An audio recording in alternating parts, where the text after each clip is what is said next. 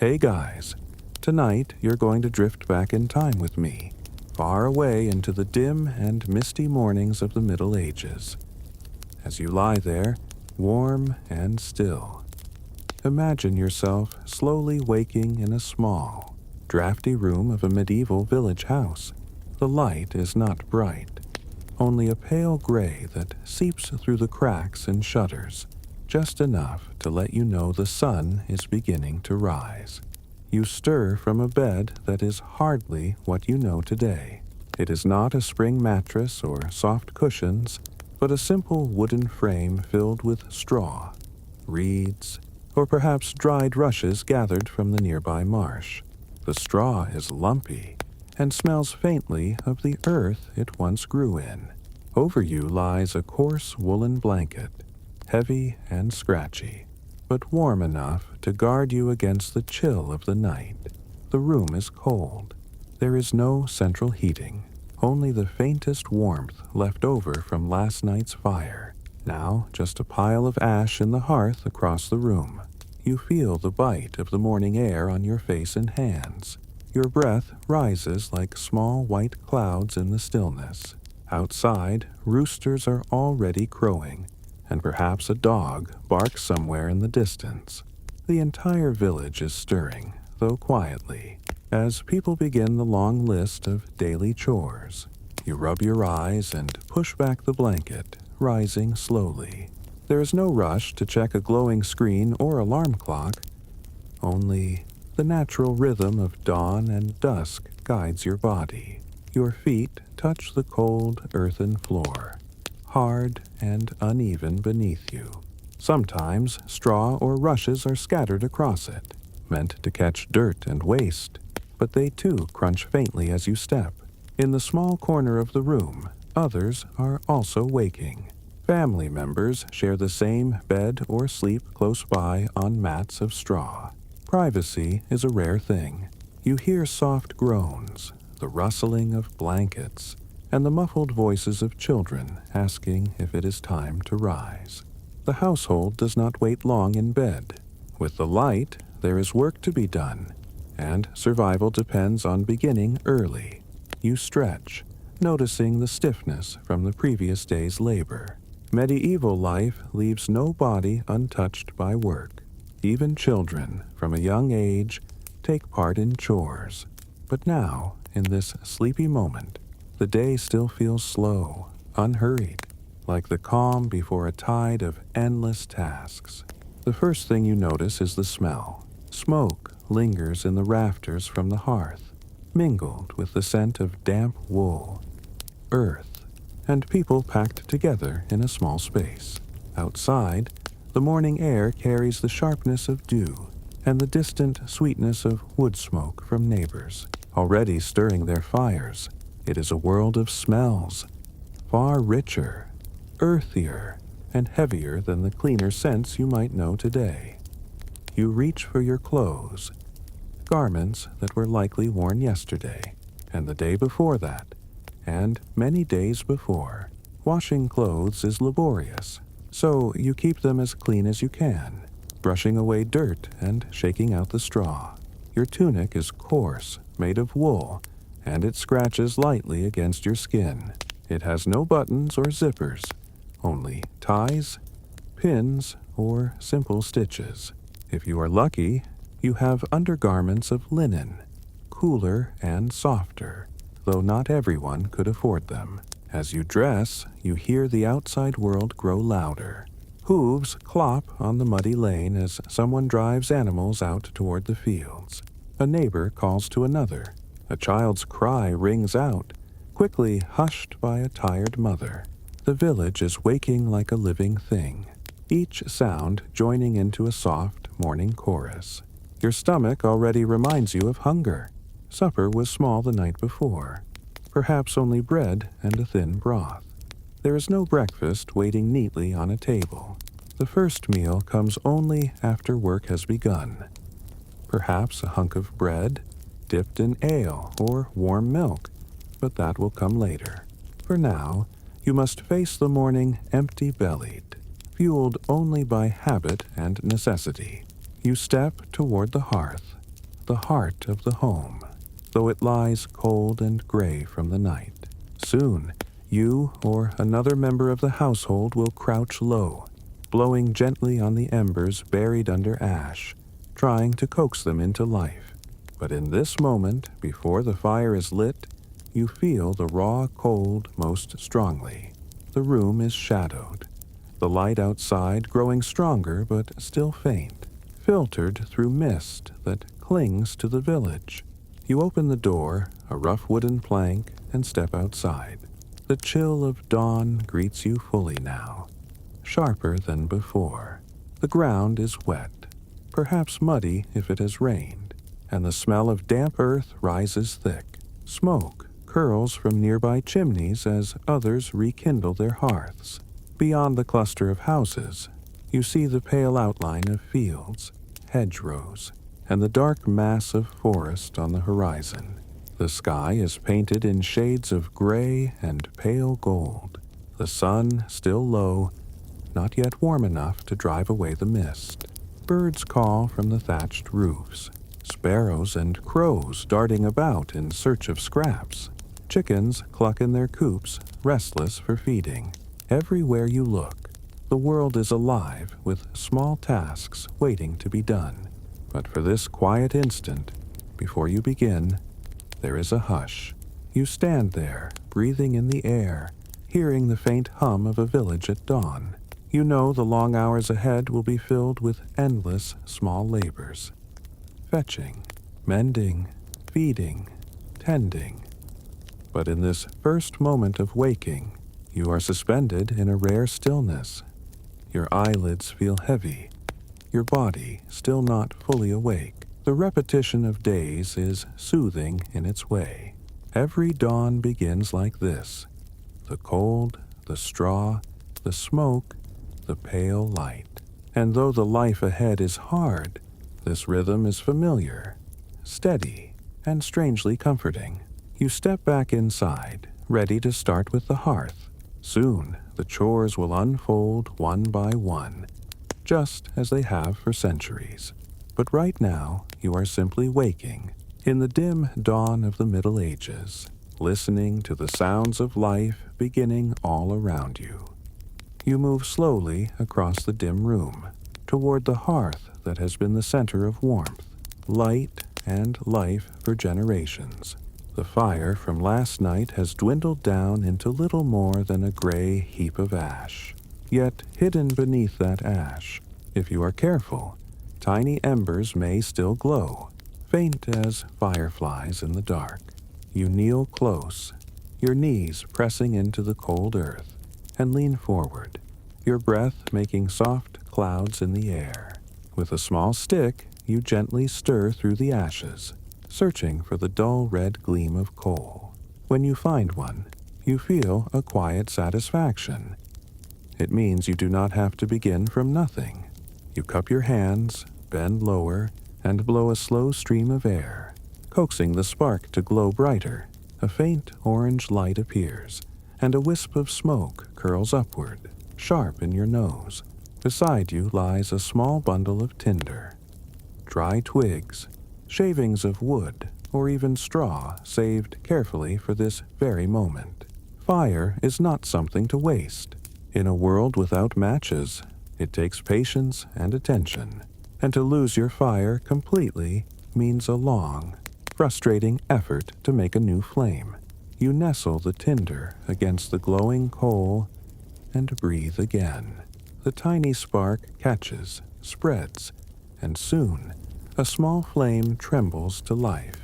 You add slightly larger twigs, careful not to smother the fragile fire.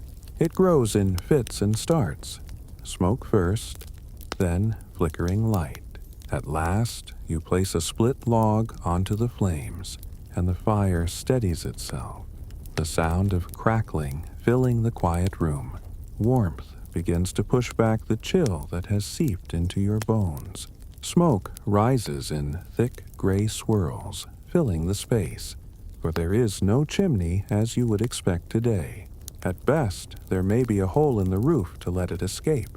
More often, the smoke simply gathers beneath the thatch, blackening the beams, clinging to your hair and clothing. Your eyes sting slightly, but you are used to it. Everyone is used to it. The scent of smoke is part of life itself, so constant that it clings to you like another layer of skin. Now the room begins to change. Shadows retreat from the corners. A faint orange glow paints the walls. Rough wooden boards or perhaps bare stone. The crackle of fire joins the waking sounds of the household. Family members gather closer, stretching their hands toward the warmth. The youngest children shuffle nearer, their faces sleepy but eager for the comfort of heat.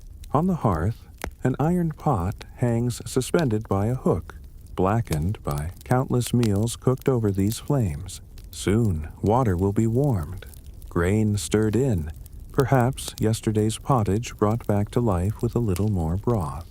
But that is later. For now, the fire is enough. You take a moment to sit back on your heels, watching the fire catch and strengthen. The smell of burning wood is sharp but strangely comforting.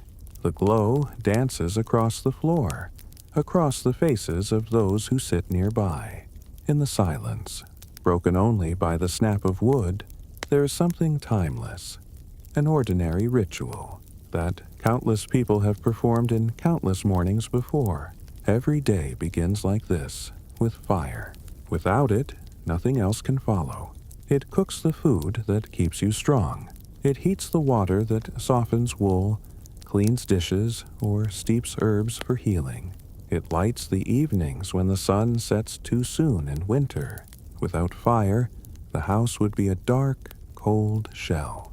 With it, life becomes just a little more bearable. Yet keeping a fire is not simple. Wood must be gathered and dried. If wood is scarce, peat from the bog, or dried dung from the animals is burned instead. Each fuel has its own smell and its own smoke, but all give the same gift: warmth and survival. Every stick and log must be used carefully, nothing wasted. A careless fire that flares too high is a danger, for a blaze could consume not only your home, but the entire cluster of houses nearby. As you feed the flames, you remember the rhythm of the day to come. The hearth must be tended again and again. Someone must stay aware, adding fuel, stirring coals, making sure it never dies. In some homes, a heavy iron cover is placed over the embers at night to keep them alive until morning. In others, ashes are piled carefully to smother but not extinguish the fire. This daily dance between flame and ash is one of the most essential chores. Though so ordinary, it often goes unnoticed.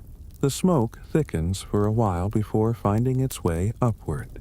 You wave it aside, your eyes watering, then smile faintly as the fire finally settles into a steady burn. The warmth touches your face, your hands, and even though the room is still chilly, there is hope now. The day can continue. Children edge closer, rubbing their hands together, whispering to one another in voices still rough from sleep. A mother leans over the fire, testing its heat, already thinking of the food that must be stretched for the family. Perhaps she sets a small pot of water to warm, or lays a flat piece of iron for baking small cakes of oat or rye. You glance at the roof above, blackened with years of smoke, rafters lined with soot that flakes away if touched. It is not pleasant, but it is normal. Smoke drives away insects, helps preserve meat and fish hung in the rafters, and in its own way protects the house. What feels like discomfort is also a kind of shield.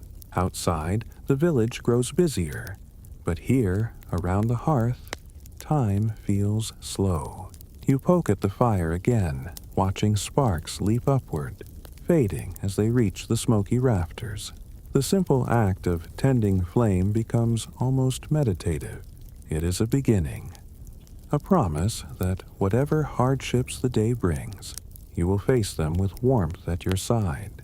The smell of smoke clings to your hair, your clothes, your skin. You know it will follow you through the day, yet you also know that when you return here at night, tired and worn, it will be the fire that greets you once more. So the hearth is not just a task, it is the heart of home itself. Smoky, imperfect, but steadfast. As the flames steady and the room fills with their glow, you rise slowly, brushing the dust of ash from your hands, ready for the next chore that waits. The fire now burns with steady warmth, filling the room with a soft orange glow. But warmth alone does not carry a household through the day. Water is needed for drinking, for cooking, for cleaning, for feeding the animals. And so, one of the earliest tasks after waking is to take up the wooden buckets and make the long walk to the village well. You bend to lift the buckets, one in each hand. They are simple things. Wooden staves bound with iron hoops, a rope handle worn smooth from use. When empty, they clatter lightly, knocking against your legs as you step. Soon they will be heavy, and the journey back will test the strength of your shoulders and back. Carrying water is one of the most ordinary, yet most exhausting duties in your life. Stepping out of the doorway, you feel the damp air against your face. The sky has brightened further, though the sun is still low, hidden by mist that lies thick across the village lanes. Chickens scratch at the ground, goats bleat in small pens, and a dog trots past, sniffing at the edges of houses. Everywhere, people are moving with quiet purpose, many of them also carrying buckets, clay jars, or wooden pails. The well is not just yours. It is the heart of the entire community. The path is muddy, rutted with wagon wheels and patched with straw to make it passable. Your shoes, if you have them, are leather and worn thin. Otherwise, your feet press directly into the cool mud. Each step squelches faintly, but you are used to it. You have walked this way every morning for as long as you can remember. At last, you come to the well. It stands in a small clearing, perhaps at the center of the village or near a churchyard, a meeting point for all. The well is built of stone, its edge smooth, where countless hands and ropes have worn it down. A wooden frame rises above it, with a thick rope wound around a creaking spindle. Hanging from the rope is a bucket, its sides dark with moisture, always ready to sink into the cool depths below. Others are already here. Women gather with their pitchers. Children hover nearby. Men pause briefly before heading to the fields. Quiet conversations drift through the air. News of a birth, a sick cow, a neighbor's journey to a nearby town. The well is more than a source of water. It is a place of exchange, where gossip, stories, and small kindnesses pass between people. You wait your turn, setting down your buckets with relief, feeling the weight lifted from your arms for a moment. The sound of the rope creaking fills your ears as someone hauls up a brimming pail. Water splashes over the rim, darkening the stone lip of the well.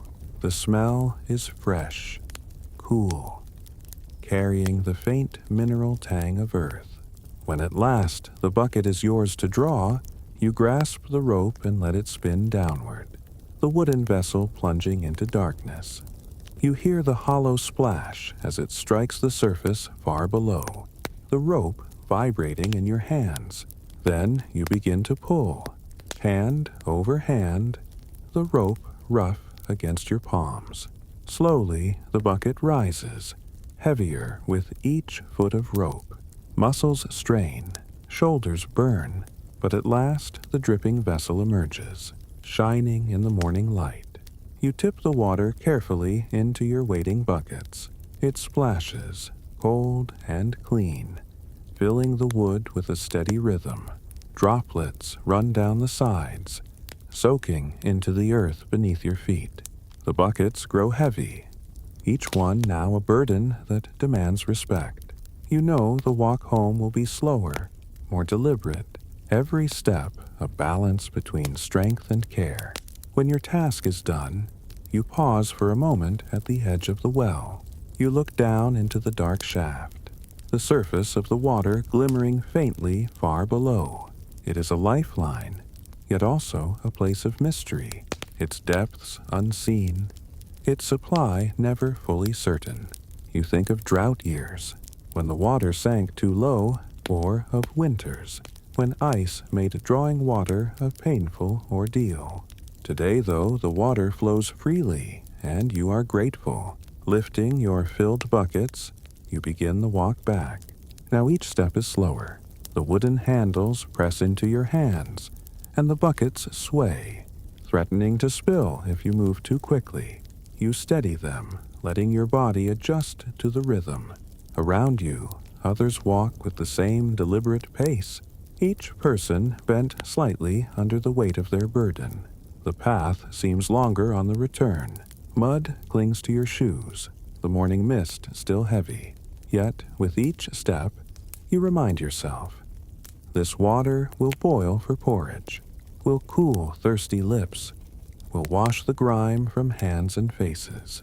It is life itself that you carry, swinging in rhythm with your walk.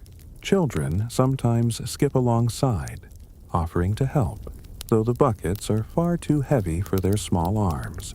They chatter, asking questions, laughing at the way the water sloshes against the sides. Their voices lighten the journey, making the weight feel less sharp for a few moments. As you near the house again, you shift the buckets carefully, arms aching but steady.